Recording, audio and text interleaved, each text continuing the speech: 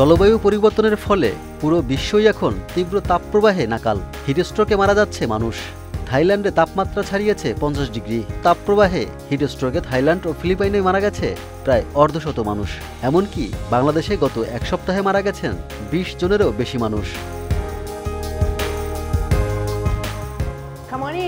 বিশ্ব যখন তীব্র তাপপ্রবাহে পুড়ছে, ঠিক ওই সময়ই তাপ নিয়ন্ত্রক ও প্রাকৃতিক দুর্যোগ থেকে বাঁচতে ব্যতিক্রমী বাড়ি নির্মাণ করেছেন অস্ট্রেলিয়ার এক নাগরিক। বিকাশে কম খরচে ক্যাশ আউটের লিমিট বেড়ে 50,000, প্রিয় এজেন্টও 2টা। অস্ট্রেলিয়ার কুইন্সল্যান্ডের ওই বাসিন্দা পরিবার ও আত্মীয় স্বজনদের নিয়ে থাকছেন ওই বাড়িতেই।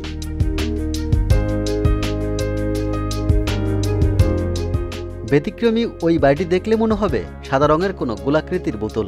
ওপরে রয়েছে 4টি গোল গম্বুজ, আর ভিতরে রয়েছে আলো ঢোকার ব্যবস্থা ও অসাধারণ সব কারুকাজ।